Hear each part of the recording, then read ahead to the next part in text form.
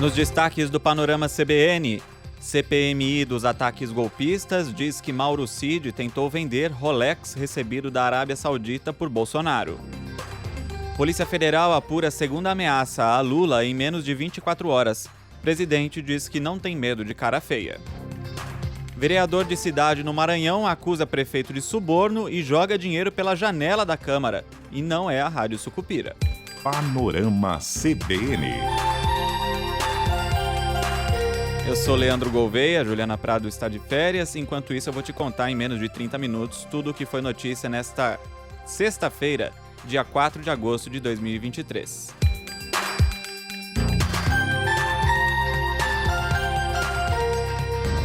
Documentos enviados à CPMI dos ataques golpistas mostram que o ex-ajudante de ordens de Jair Bolsonaro, coronel Mauro Cid, tentou vender um relógio Rolex recebido pelo então presidente em uma viagem oficial à Arábia Saudita. O relógio foi ofertado a Bolsonaro no dia 30 de outubro de 2019 em um almoço oferecido pelo rei da Arábia Saudita à comitiva brasileira. Em 11 de novembro, o Rolex foi protocolado no Gabinete Adjunto de Documentação Histórica do Gabinete da Presidência da República como acervo privado. Nesse mesmo registro, consta uma liberação do relógio no dia 6 de junho de 2022. É a mesma data em que, segundo integrantes da CPMI, Mauro Cid trocou e-mails em inglês para tratar de uma possível venda do relógio por $60 mil, quase R$300 mil. Os e-mails foram revelados nesta sexta pelo jornal O Globo. As mensagens não deixam claro quem estava negociando com Mauro Cid. Segundo a CPMI, na época, o coronel se correspondia com Maria Farani, que assessorava o Gabinete Adjunto de Informações do Gabinete Pessoal de Bolsonaro. Maria foi desligada da Presidência da República em janeiro de 2023. Em um dos e-mails, a então funcionária pública diz em inglês: "Olá, Mauro, obrigada pelo interesse em vender o seu Rolex. Tentei falar com você por telefone, mas não consegui. Pode, por favor, me falar se você tem o certificado de garantia original do relógio? Quanto você espera receber por essa peça? O mercado para Rolex usados está em baixa, especialmente para relógios cravejados de platina e diamante, já que o valor é tão alto. Só queria me certificar de que estamos na mesma linha antes de fazermos muita pesquisa. Espero ouvir notícias suas." Segundo os documentos obtidos pela CPMI, Mauro Cid responde à mensagem de Maria Farani. Nesse caso, o material não indica o cabeçalho da mensagem, com data e autor, somente o conteúdo, que diz o seguinte: "Olá, nós não temos o certificado do relógio, já que foi um presente recebido em viagem oficial de negócios. O que temos é o selo verde do certificado superlativo que acompanha o relógio. Além disso, posso certificar que o relógio nunca foi usado. Pretendo receber por volta de $60 mil pela peça. Agradeço o retorno rápido, Mauro Cid." O deputado Rogério Correia, do PT, integrante da CPMI dos ataques golpistas, relaciona esse caso com a tentativa de golpe. Esse relógio recebido por ele foi também recebido por Bolsonaro, tem as joias da Michele. Ele, na véspera da viagem do Bolsonaro, tentou requisitar essas joias, tem a venda do Rolex. Então, tudo isso é muito estranho, essa fuga deles para os Estados Unidos e essa tentativa de arrumar, sei lá, financiamento, quem sabe, para o golpe, ou até mesmo para a estadia deles mais longa no exterior, devido aos processos em que eles estavam envolvidos, né? O advogado Denis Camargo Passerotti avalia que isso agrava ainda mais a situação de Mauro Cid, que pode ficar mais tempo preso, e de Jair Bolsonaro. Os dois podem ser investigados por apropriação indébita e atos contrários à ordem pública. Se esse relógio, né, foi recebido, assim como outras joias, como presentes dados por autoridades sauditas e que não foram entregues ao acervo do presidente, da Presidência da República, isso traz consequências aí pro ex-presidente de caráter criminal e até administrativo, por exercício do cargo e uma série de coisas, né? Na verdade, o presidente, no exercício do seu cargo, deveria ter trazido esses bens para o patrimônio da União, né? Então foi isso que aconteceu. A CPMI dos ataques golpistas deve convocar novamente Mauro Cid depois de ter acesso a esses e-mails. E continuam as investigações de ameaças ao presidente Lula no período de visita dele ao Pará. Nessa sexta, a Polícia Federal cumpriu um mandado de busca e apreensão contra um vigilante de Belém suspeito de propagar imagens com ameaças ao presidente em redes sociais. Segundo a PF, as buscas tentam evitar a possibilidade de um atentado ao presidente, já que o suspeito atua profissionalmente como vigilante e possui arma de fogo. O suspeito foi levado para prestar depoimento. Como as postagens são antigas, não foi possível expedir uma prisão em flagrante. Nas buscas, a PF apreendeu o celular do vigilante, mas não encontrou armas no endereço em que o mandado foi cumprido. A Polícia Federal também fez buscas em endereços do fazendeiro que foi preso na quinta-feira em Santarém, suspeito de ameaçar dar um tiro em Lula. Ao desembarcar no Amazonas para a primeira parte da viagem ao norte do país, Lula reclamou da segurança reforçada. Disse que não quer andar em carro blindado e que não tem medo de cara feia. Vocês vão ter notícia de que a Polícia Federal prendeu um cidadão em Santarém que disse que ia me matar hoje, quando eu chegasse lá. Ele está preso. Há boatos de que em Belém também tem um cidadão que disse que ia matar. Se eu tivesse medo, eu não tinha nascido. Se eu tivesse medo, eu não era presidente da República. Aprendi com a minha mãe a não ter medo de cara feia. Cachorro que late não morde. E, portanto, eu vou fazer deste país um país civilizado. O fazendeiro foi identificado como Arilson Strapasson. Ele chegou a pesquisar o hotel em que Lula ficaria hospedado no Pará e disse à polícia que invadiu o Salão Verde da Câmara dos Deputados no dia 8 de janeiro.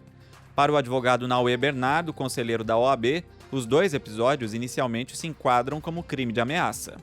É preciso analisar se dentro dessa circunstância de ameaça não existem outros crimes que inclusive podem levar a coisas maiores, como a gente viu, por exemplo, nos atos de 8 de janeiro. No entanto, em um primeiro momento, com essas informações disponíveis, parece se tratar do crime de ameaça, que é punível com detenção. O fazendeiro Arilson Strapasson também já foi autuado por crimes ambientais pelo IBAMA e levou multas de R$ 625 mil por desmatamento na Amazônia, além de ter atuado como garimpeiro. A Justiça Federal determinou restrições de circulação em Alter do Chão, onde Lula passa o fim de semana, e que ele seja monitorado por tornozeleira eletrônica. Esses casos acenderam um alerta para a segurança do presidente para a cúpula da Amazônia, que acontece na semana que vem em Belém. Fontes da Polícia Rodoviária Federal confirmaram à CBN uma autorização para um reforço do efetivo da corporação e homens da Polícia Federal na Amazônia também devem ser convocados para reforçar o efetivo no Pará, mas a quantidade ainda não foi definida. E já no Amazonas, o presidente Lula assinou um decreto que autoriza o Brasil a importar energia elétrica de países vizinhos. A medida é uma forma do Brasil voltar a comprar energia da hidrelétrica de Guri, na Venezuela. Essa importação da energia do país vizinho era feita pelo estado de Roraima, o único que ainda não está conectado ao Sistema Interligado Nacional, mas acabou interrompida no governo Bolsonaro. Lula também assinou uma ordem de serviço para o início das obras de uma linha de transmissão que vai ligar Manaus a Boa Vista e conectar Roraima ao Sistema Interligado Nacional. O ministro de Minas e Energia disse que a Eletrobras já foi mobilizada e a expectativa é de que a construção demore entre 2 anos e meio a 3 anos.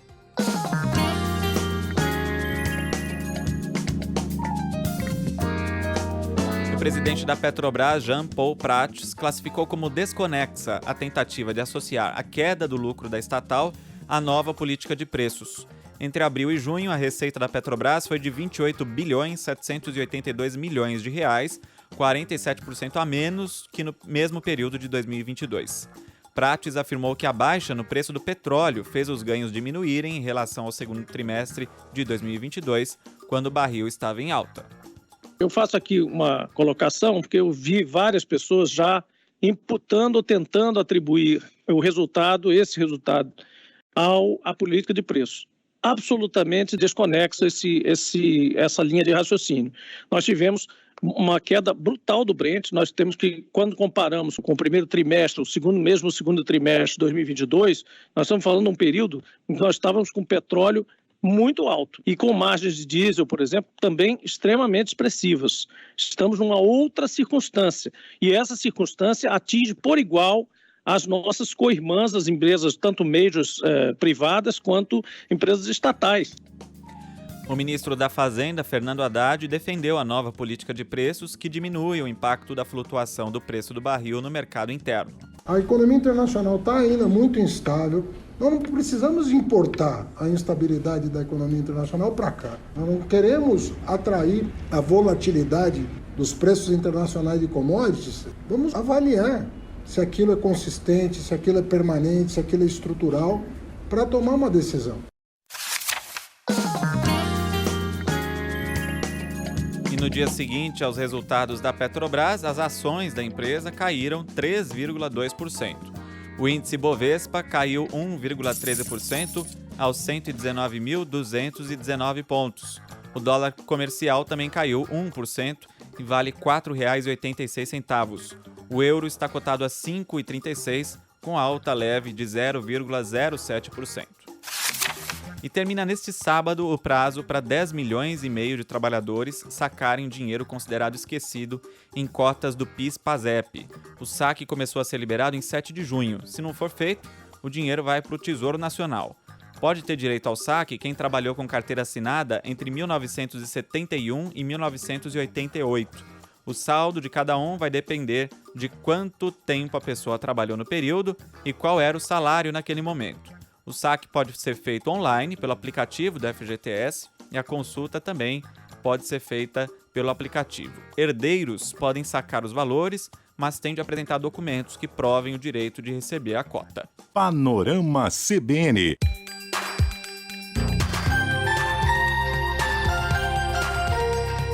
E chegou ao 8º dia a operação policial no litoral de São Paulo como reação à morte do soldado da rota Patrick Bastos Reis. E a Polícia Civil prendeu um homem de 21 anos que gravou uma música debochando do crime. Adélcio dos Santos de Almeida Júnior foi detido por apologia ao crime e associação ao tráfico. Na letra, ele afirma que os criminosos estavam cheios de ódio e zomba dos policiais atingidos, citando nominalmente o soldado Reis. O celular em que Adélcio gravou o vídeo cantando foi apreendido.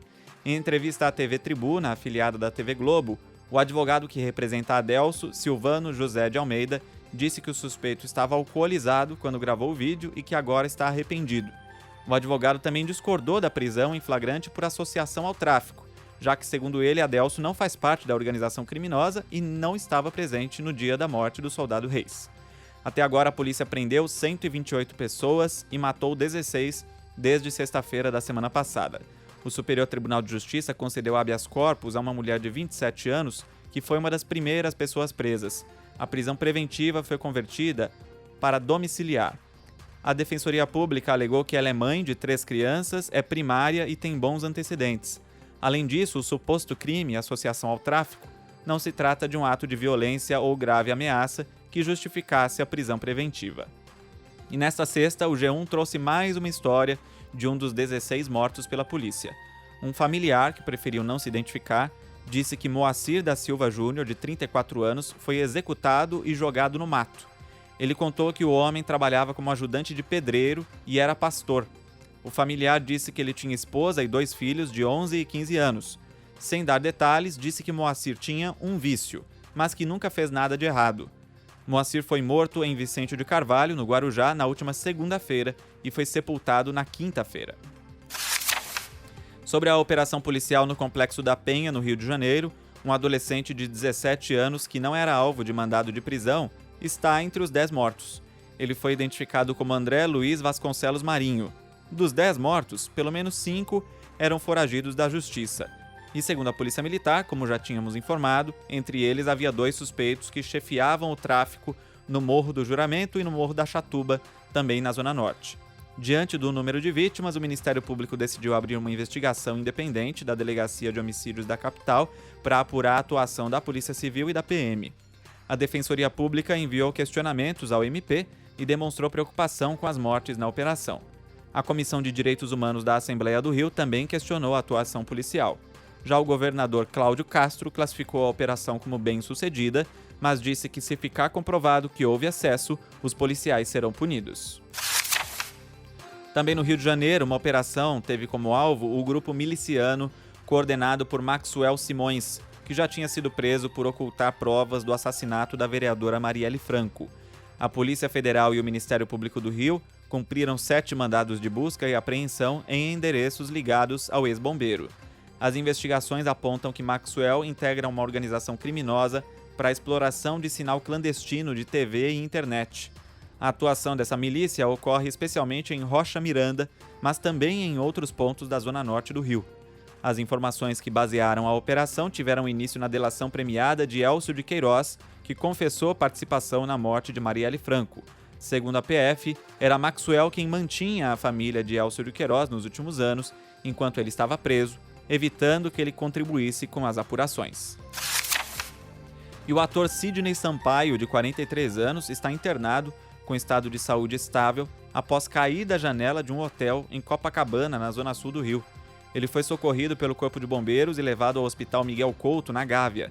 Segundo a Secretaria Municipal de Saúde, ele sofreu 2 fraturas, mas sem indicação cirúrgica, e segue em observação. Segundo funcionários, o ator estava hospedado no 5º andar do hotel, mas teria caído do 1º. Eles relataram ainda que Sidney Sampaio gritou por socorro antes da queda. Imagens que circulam nas redes sociais mostram o momento em que bombeiros estão na calçada do prédio e parecem conversar com o ator. Em seguida, um dos militares tenta segurar Sidney quando ele cai da janela. Vídeos mostram ainda as dependências do hotel onde ele estava destruídas.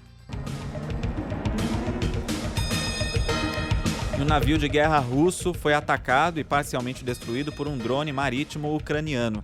De acordo com fontes de Kiev à agência Reuters, o ataque ocorreu durante a noite em uma base naval russa no Mar Negro, no sudoeste da Rússia. Já o Kremlin refutou a versão. Em nota, o Ministério da Defesa da Rússia afirmou que repeliu 2 drones marítimos ucranianos e negou choque ou danos em sua frota. Apesar da versão russa, o porto da região interrompeu temporariamente toda a circulação de navios após o suposto choque. Do porto da cidade, saem 2% do suprimento mundial de petróleo, além de parte da exportação russa de grãos. O líder da oposição russa, Alexei Navalny, recebeu uma sentença adicional de 19 anos de prisão por acusações de terrorismo, financiamento de atividades extremistas e criação de organização extremista. A pena se soma aos 11 anos de prisão que Navalny já cumpre por fraude e outras acusações que, segundo ele, foram forjadas para silenciá-lo. Nesta sexta, após a leitura da pena, ele pediu aos russos, através de seus advogados, que sigam resistindo e se rebelando contra Putin. O Papa Francisco afirmou que as mulheres transexuais são filhas de Deus e não devem ser tratadas de forma diferente pela Igreja Católica. Em uma entrevista à revista espanhola Vida Nueva, o pontífice rebateu críticas de membros de sua igreja por receber transexuais durante suas audiências semanais no Vaticano. O Papa disse que Deus te ama do jeito que você é e que Jesus nos ensina a não estabelecer limites. Na entrevista, Francisco criticou também as posturas de Moscou e Kiev, que resistem a uma negociação para colocar um fim à guerra, e falou que a igreja está realizando uma ofensiva para a paz. Segundo ele, seu enviado especial para a Ucrânia, que tenta destravar um diálogo, irá em breve também a Pequim para intermediar os recentes conflitos diplomáticos entre Estados Unidos e China. A publicação da entrevista acontece durante a visita do Papa a Portugal, onde participa da Jornada Mundial da Juventude, que reúne cerca de 500 mil pessoas. Ele aproveitou a visita para se encontrar com vítimas de abusos sexuais cometidos por membros da Igreja Católica no país europeu.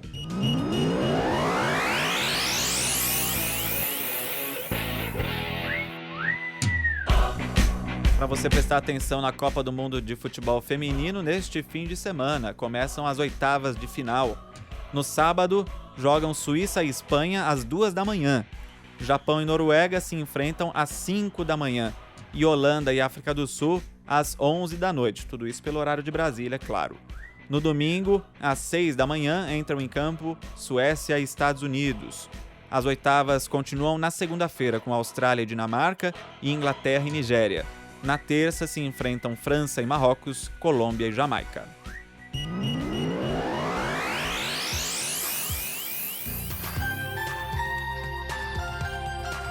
E antes da tradicional Rádio Sucupira das sextas-feiras, uma notícia que deixa o Dorico Paraguaçu com inveja.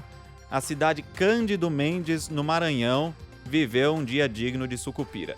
O vereador Sababá Filho, do PCdoB, fez um discurso na Câmara dizendo que tinha sido subornado pelo prefeito Facinho, do PL, para renunciar ao cargo. Porque o que eu recebi para me renunciar ao mandato está aqui dentro dessa mochila. E eu não vou deixar dessa mochila que eu vou botar, eu vou jogar pela janela aqui. Porque o que é do povo, dinheiro da saúde, dinheiro da educação, ele tem que ir para a mão do povo. Você ouviu bem, ele mostra uma mochila recheada de dinheiro e simplesmente joga R$250 mil pela janela da Câmara, como se fosse o Silvio Santos do Maranhão. Bora devolver pro povo o dinheiro dele. Bora devolver pro povo. Devolver o dinheiro do povo. Aí, joga pro povo. Devolver pro povo, pessoal. Vamos devolver o dinheiro do povo. O dinheiro é de vocês. O dinheiro é de vocês. O dinheiro é de vocês. Olha aí, ó. O dinheiro de vocês. Já pensou? O prefeito Facinho falou que não é tão facinho não, vai processar o Sababá por calúnia e difamação. Agora sim, a verdadeira Rádio Sucupira. Tô lhe dando voz de prisão, seu Dirceu. Isso é espionagem. Dirceu escutou e contou pra Dulcineia Cajazeira. Ou ao próprio Odorico. Com isso ele podia ficar a par de toda a vida da cidade. O que eu tinha subcontratado através dele foi o pedido de uma ligação das redes sociais minhas com o meu site. É genial, viu? Isso a gente tem que reconhecer. Genial. Eu não acho genial, né? Eu acho que só um louco seria capaz de fazer isso, né? Pra frente, Sucupira! E essa questão de CNJ foi só uma brincadeira de mau gosto. O senhor agora virou piadista? Eu sou uma deputada séria, eu sei do que é certo e o que é errado, e eu acho que eu não participaria de uma piada de mau gosto com Alexandre de Moraes. Um desindivíduo a serviço da subversão arruacista conseguiu se infiltrar e botar no nosso computador uma penca de informações difamosas, calunientas, concernentemente a pessoas dignas de todos os respeitos e merecendências. Muito bem. Ele pediu meu telefone, eu dei o telefone. Ele a cada momento mudava de telefone, ou então, quando falava, ele apagava as mensagens. Não gostava de falar por telefone, sempre queria falar ao vivo. O mundo tá cheio de espião. Já tô começando até a desconfiar. De quem?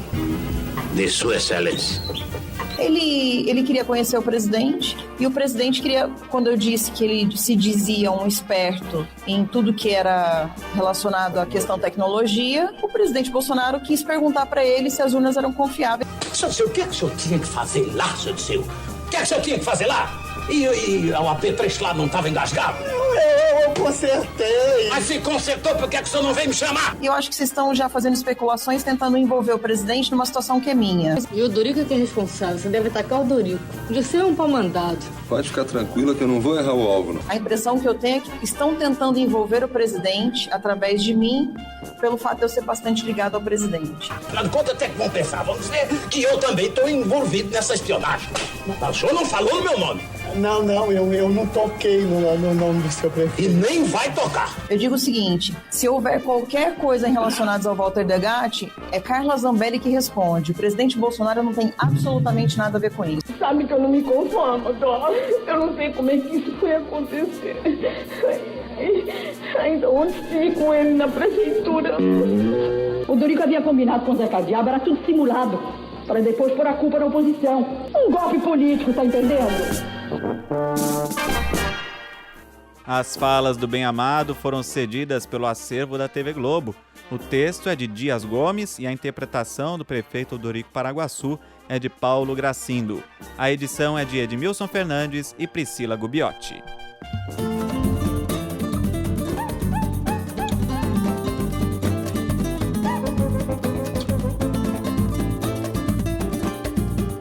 A gente termina esse panorama ouvindo Xande de Pilares.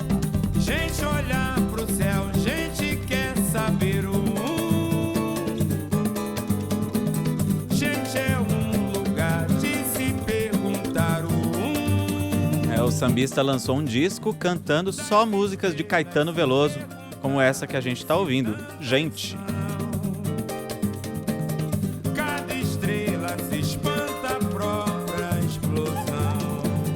vídeo da primeira audição da gravação no estúdio mostra Caetano indo às lágrimas com a versão de Xande de Pilares. E o disco, lançado nesta sexta, ainda tem produção musical e arranjos do percussionista Pretinho da Serrinha. Está certo dizer que estrelas estão no olhar. E eu me despeço aqui no Panorama CBN. Para mais informações, acesse o site ou aplicativo da CBN. Se você gosta do Panorama, aproveita para compartilhar o link com os amigos. Além disso, você pode favoritar o Panorama na Deezer, se inscrever no Google Podcasts. Também me conta o que achou da edição de hoje, ou qualquer uma da semana. Você pode entrar em contato comigo pelo e-mail leandro.gouveia@cbn.com.br. Pode falar comigo também pelo Instagram ou outra rede social, procurando por Leandro Gouveia. A produção e o roteiro são feitos por mim, a edição e a sonorização hoje de Daniel Mesquita. Panorama volta na segunda-feira. Ótimo fim de semana para você. Até lá. Essa força que mora em seu coração. Gente lavando roupa, amassando pão. Gente pobre arrancando a vida com a mão. No coração da mata a gente quer prosseguir, quer durar, quer crescer, gente quer luzir.